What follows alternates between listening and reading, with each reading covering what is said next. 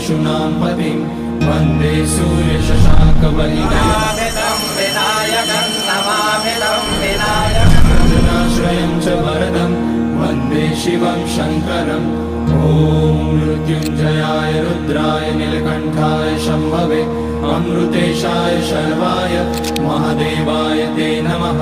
नमस्तेस्तु भगवन् विश्वेश्वराय महादेवाय त्र्यम्बकाय त्रिपुरान्तकाय त्रिकाग्निकालाय